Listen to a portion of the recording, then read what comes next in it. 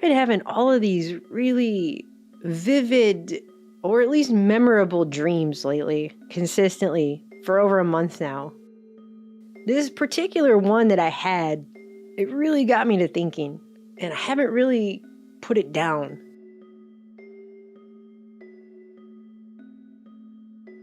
So in this particular dream, they were like zombies, but they didn't look like zombies at all. So you didn't have like that flesh rotting off, red eyes, trying to chase people down and eat them thing. But what you did have was an invisible energetic exchange that was infecting people. And a lot of the people who were zombies didn't even realize they were. In fact, most of them didn't realize it. And there was a system in place that everybody believed that if you took these little white pills, these little white circular pills, that it would protect you from that. And that's how society was run, on these really expensive white pills that everyone was convinced they had to take. But the twist is that it was a placebo. So it only worked because everybody believed that it worked, or the majority of people did. So on one level, you had this really profitable financial scheme going on, right? Which in its own way is a system of control, obviously. But at a twilight level, you had an overall societal control mechanism, because in reality, this was just about knowledge that people forgot. They just didn't even know how energy exchange worked. This was going on and they didn't realize that it was happening, pretty much. But everyone was really unhappy. Not only were the people being purposefully kept ignorant about how this energy exchange worked, but they basically kind of believed whatever they were told about this. And a lot of that had to do with how most of what they were told from the time they were very little was negative and scary. And it basically kept them all living in not a continuous state of fear, but a perpetual on again, off again fear. The kind of fear that it gets injected every now and then, and you don't know when it's coming, but you're always a little bit on guard for it because it eventually always does. So you're just kind of always waiting around for the next shoe to drop, but you don't know when that's going to be. So it's a type of conditioning. And everyone was just basically living kind of a half-life, mostly pretty unhappy, feeling like their life went off the rails somewhere. They were living the wrong life, but everyone just kind of explained it away to each other, which is another bad program, essentially. But they just kind of explained it away. This is how it is. This is just how it is, everyone, And so it's like a mutually reinforcing learned helplessness. Anyway, it was a bad situation. And it'd been this way for so long, people didn't realize it. And I was one of those people. I was in the dream. I'm running around, running away from people and trying to find these little white pills and stuff.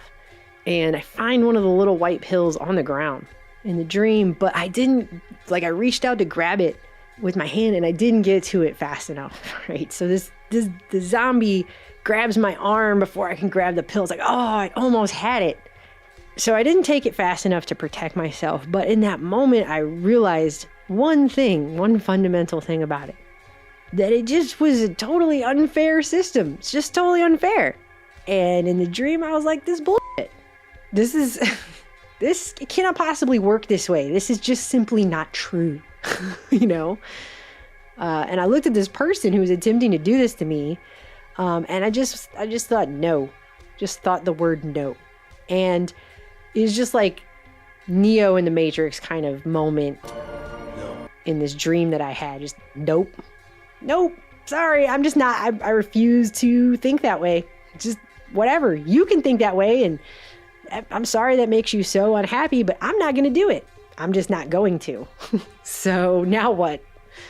And in the dream, it didn't work. The energy transfer did not happen of the mind virus. Like, it just didn't happen. It was like I blocked it, right? And that was the whole thing, because it was all based upon belief. And when I didn't believe, my whole reality changed. So that's the dream. And it's interesting because when I woke up, my first thought was Santa. I know, that's a strange segue. So now we're going to talk about Santa. And I'm going to make an example out of a modern day annual society ritual for the purposes of a metaphor. And I fully recognize right away there are going to be some people who get really mad about that. Get all emotionally kerfluffled because I'm talking about the Santa. But I'm only asking you to take your personal feelings aside for a moment and just try to look at the bigger picture of what I'm trying to say here. If that doesn't work for you, maybe this message is just simply not for you. So I can only speak for growing up in America. But here, every single year, millions of parents straight up lie to their children about the existence of Santa Claus.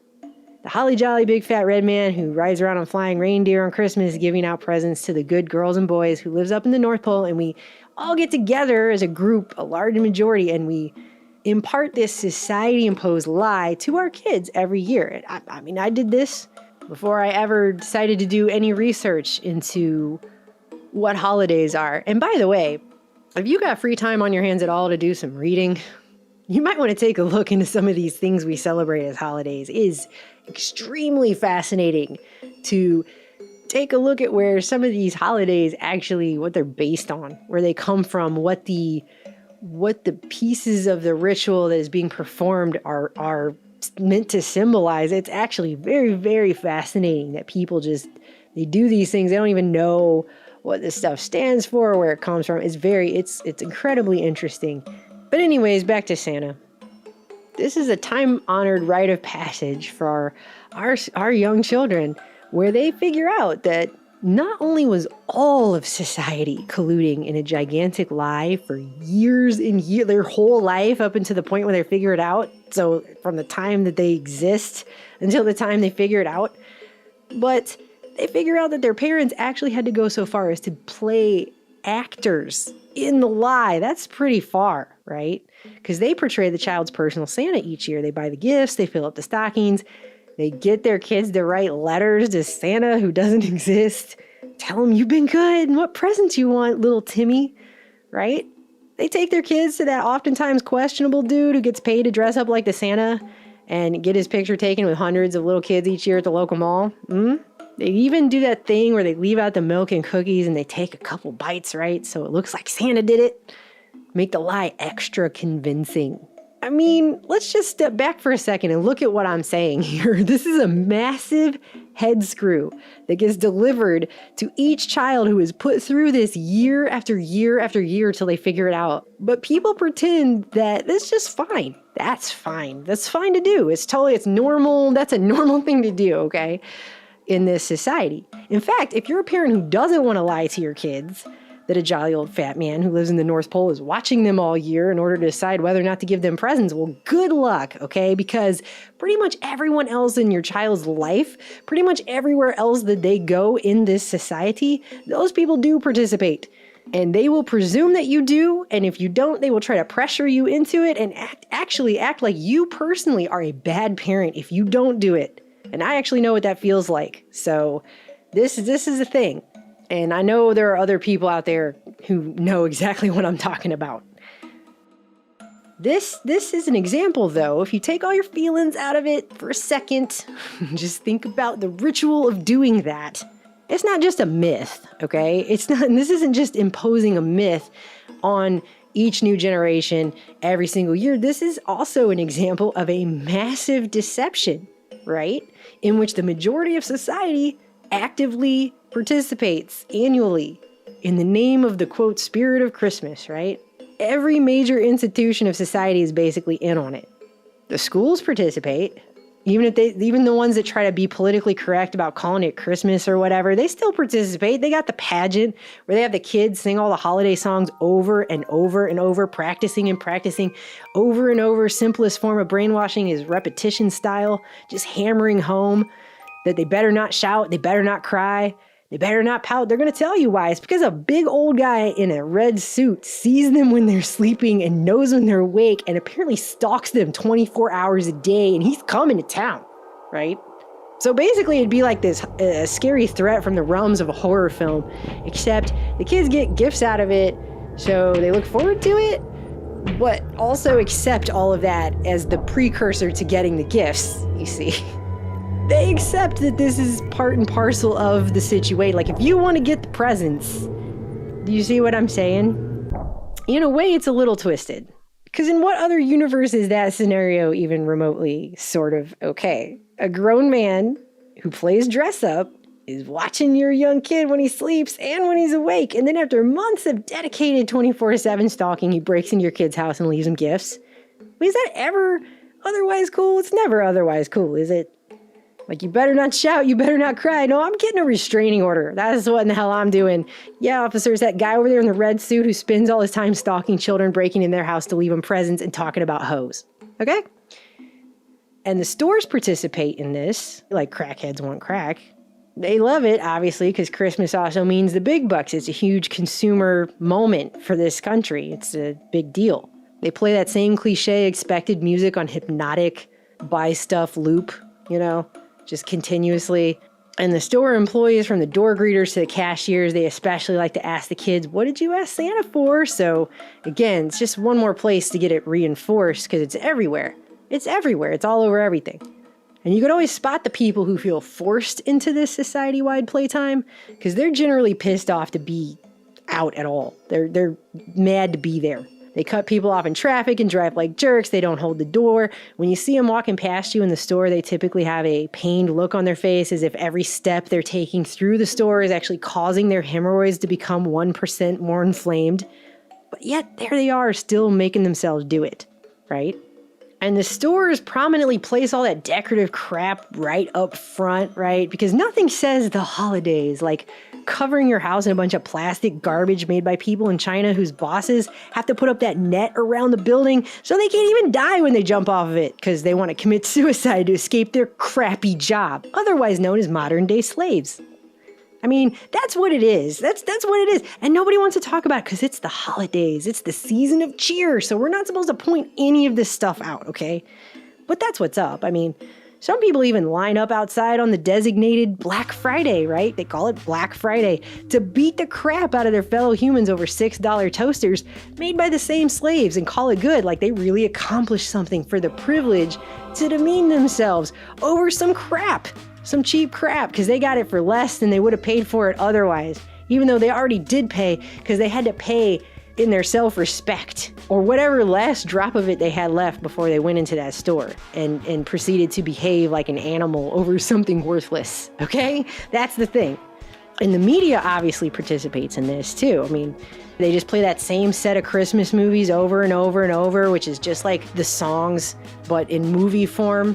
Our government participates. Even freaking NORAD participates every year. Remember, they have that report on the news. Coming up, it's Christmas Eve and Santa Claus is coming to town. How NORAD is tracking St. Nick tonight. This picture on Twitter saying they are ready to track Santa. Are you?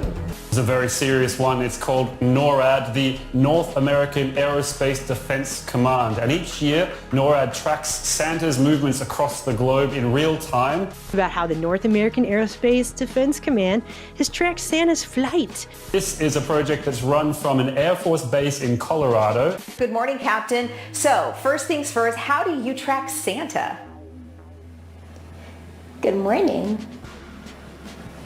So the same technology that we use to track things that come into North American airspace 24/7, 365 is the same way we track Santa.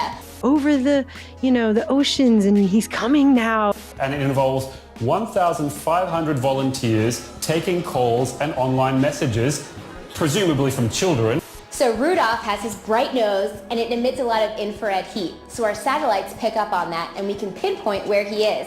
And here's a live look at the NORAD Santa tracker. It shows that Santa, as we mentioned, is headed toward Nova Scotia, Canada. You can see he's already delivered more than 4 billion presents so far. You can see more than 4 billion presents. And then, once he gets into North American airspace, our Canadian and American fighter jets will go ahead and escort him as he makes his way on Christmas Eve. There's even a website, because I took the time to look it up, which is sad to admit, but it's called noradsanta.org, which says on there, for 60 years, NORAD and its predecessor, the Continental Air Defense Command, have tracked Santa's flight.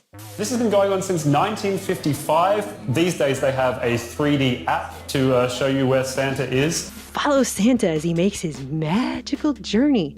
For 60 years, they've been lying to people about this. You know what I'm saying? Lots of kiddies out there ready to track Santa. Ready for the presents. Wow, that's more decades than I've been alive. They've been lying to people about tracking Santa's flight. One of NORAD's generals took this joke a little bit too far, though, I think. Now, he said that the military are monitoring Santa 24/7 with radars and satellites, and, quote, if we can track Santa that closely, imagine what else we can track. Lots of kiddies out there ready to track Santa. Ready for the presents. Which sounds a bit ominous to me. Better watch out, kids. It is ominous, of course, but if you have a cell phone in your pocket, which I assume Santa does have, then it can be tracked by Apple and Google as well, too, right? Then it can be tracked by Apple and Google as well, too, right? Every aspect of society plays a role in this. This is how far and high and wide and deep this ritual is embedded in. That's how baked in this set of seasonal rituals are. And when you say you don't want to do it, it makes other people mad because they've done it to me. People get mad when you don't participate in this. And people actually attempt to bully other people into participating when they don't want to. That's the level it gets taken to. And I honestly don't really care what 1,000 Harvard-trained psychologists claim about the total mind F that is happening to these kids. But you got to think about what this herd practice actually does do. You take a kid, you get him to put his time and his effort, which is a form of energetic power, not just believing in something that's patently false, but having faith in something based on this reality of everyone around him encouraging him to do so, aka gaslighting and psychologically manipulating him into it. Said I wasn't any liquor. He said I was going out of my mind. Not going out of your mind. You're slowly and systematically being driven out of your mind. But why? Why? Because that's what it is. I don't tell yourself how cute it is all day. It still is what it is. That's what it is.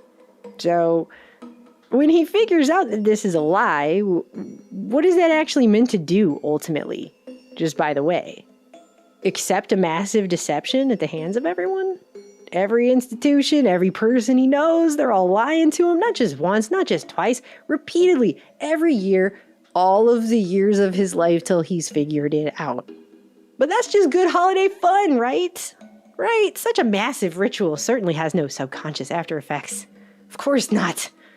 That's silly. It's just a little Santa Claus, right? I don't know though. I don't know about that. I don't think so. Because we got millions of people running around this society today who have insecurities about basic things like trust. And you're telling me that doesn't have a way of adding to that? Really? You don't think so? Not just about trusting other people, but trusting themselves. Trusting their own intuition, trusting their own gut instinct about reality. How about the millions of people who have been trained to accept a world where everybody lies to them? That's how it is for their own good, right? It's for your own good. It's for your own good because Santa and presents and stuff, But hey, of course, Bob down the street has learned helplessness and a passive acceptance that schools, the media, and the government lies. Of course, those institutions did it to him for 9 years when he was a kid. And he accepted it then, because what choice did he have? Not only that, but what else happens? Let's think about this. Let's just keep going. Why not? This child has been group hazed for years, right? And then told that he or she can't tell the other children because it might ruin it for them. Ruin what? The experience of having your hopes and dreams shattered of something you believed in being false, and that everyone you know and everywhere that you go to, your teachers and your freaking the people at the store down the street and the news, everyone's lying? What? You're going to ruin it for someone else? Bummer. That's terrible. Yeah, but that's what happens. It's like, shh, don't tell. You can't tell anyone else. It wouldn't be fair to them for you to tell them, little Timmy, that what you know, you got to keep that to yourself. So then the child gets inducted into this club of lying liars who lie about Santa. That's what it is. And then they just perpetuate this massive lie. And they also then become complicit in gaslighting and psychologically manipulating their friends and other people at school because they were just trained on how to do that. It was done to them for years and years and years. And now they have been told to turn around and do it to other people. So in one false swoop, they're going to pass that program down. So it's not just going to stop there. It's going to also eventually be his own children and just carry on that tradition. Then his kids will do it, and that's just how it'll be. So it's actually not even little Timmy's fault. It's actually little Timmy just accepting the reality with which he was presented as a child at a crucial time when something like that would affect somebody on a deeper subconscious level than it might at a later time when they're older and have had the chance to get more life experience against which to bounce a situation like this off of. And just by the way, if you haven't watched the 90s sci-fi film Dark City in a while, the one with Kiefer Sutherland, now's a great time to check that one out. Because that's what that movie is about, this concept. This situation also trains the kid early on, by the way, that having faith in things they cannot see is just utterly ridiculous because that's all make-believe and totally made up, despite the fact that we only see a tiny slice of the visible spectrum, everything vibrates, and we're to a point now that even our Department of Energy secretary is going on TV shows and admitting they work in multiple dimensions, okay? That's the level. I don't know if you ever saw Stranger Things. Have you guys paid attention to this phenomenon? On the show, they have a Department of Energy, and they spend a lot of time investigating a parallel universe. What can you tell us about that? I will note that actually we do work in parallel universes. What? Do you really? Is that yes. Even Joseph Campbell is quoted as saying that the basic theme of all mythology is that there's an invisible plane that supports the visible one. But think about what the Santa myth actually does. What it actually does. It gives kids what they feel is access to this, what in their young minds they believe is this invisible world, only to then violently yank it away when the jig is up as if that's just that. And that just proves it was all not true to begin with, and they should just stay firmly rooted in that 5 sense reality. Seeing is totally believing about everything, right? Just anchor yourselves right there in the 5 sense reality of hardcore scientific materialism, which, by the way, really helps people fit in our modern society. It's a really good training program for fitting in the society that we're living in right now. And that right there is a big reason why the practice of this mass ritual is so encouraged. I mean, again, if you were from another universe and you had never heard of Santa Claus before and you came here and you witnessed this as someone totally alien to this practice, you would think that we were all completely insane for doing this to our children and ourselves every year, right? That this is not only continued, but it's encouraged. And if you try to get out of it, you're considered somewhere on a spectrum of really weird to a bad person for not wanting to uphold basically a society-imposed massive deception on your children. But my point isn't even actually about Santa or society's modern-day automated celebration of the Christmas program. My point is that this is an example of a program. And you'll notice that it's the kind of programming that is handed down generationally. So one person does it, they turn around and do it to their kids, and then they expect their kids to do it to their kids. And then their kids do it and turn around and do it to their grandkids. And this is just one example. It does not stop here at all, okay? There are lots of things that are based on what I'm talking about right here. Just these baked in programs. They get put in there, and people don't even realize they're in there, and they just run. They just run automatically. Person would have to actively, consciously stop them in order for them to stop. Because they're just on a subconscious kind of autopilot, these things. They just keep playing out. But meanwhile, the power of positive thinking has been turned into this, new age cliche. Regardless of the fact that it obviously works and has all kinds of merit. I mean, without it, you wouldn't have things like placebo effect. There'd be no effect. There just wouldn't be an effect at all. Ah, but there is an effect. Now, why is that? That's the question. It's one of the ultimate questions, actually. I feel like. I have a lot more to say on this, but I feel like maybe right now is a good stopping point because I've just been blabbering for half an hour. I think I'm going to pick back up with this in the next video because there's a movie I watched recently and I really want to share some thoughts on it with you guys. Anyways, I love you. I'll talk to you soon. And for the record, this video actually wasn't about Santa.